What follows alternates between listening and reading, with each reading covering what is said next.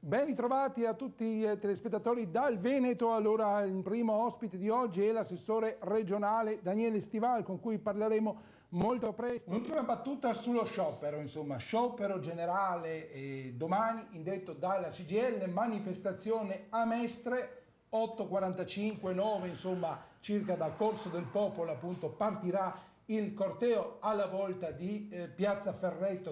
dovrebbe esserci appunto il discorso, insomma, diciamo un momento per così dire clou della manifestazione attorno alle 10:30. Ecco, su questo ovviamente c'è il dissenso da parte dei sindacati, lei non è d'accordo naturalmente? Io lo trovo scandaloso in un momento in cui il Veneto, e parlo del Veneto visto che siamo in Regione Veneto, siamo ormai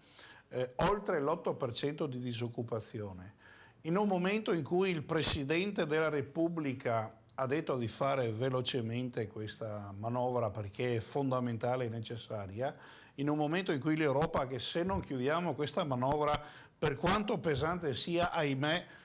deve essere pesante, altrimenti saltiamo, come è stato, se non trova di meglio, anziché fare proposte alternative comunque necessarie per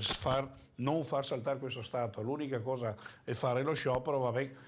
avremo risparmiato da una parte una giornata di stipendi a chi fa lo sciopero, però attenzione, in una baracca che sta saltando fare sciopero probabilmente contribuisce non solo a far sì che questa baracca salti più velocemente, ma in questo caso scioperano anche contro lo stesso Presidente della Repubblica. Bene, io ringrazio l'assessore Stival, procediamo rapidamente.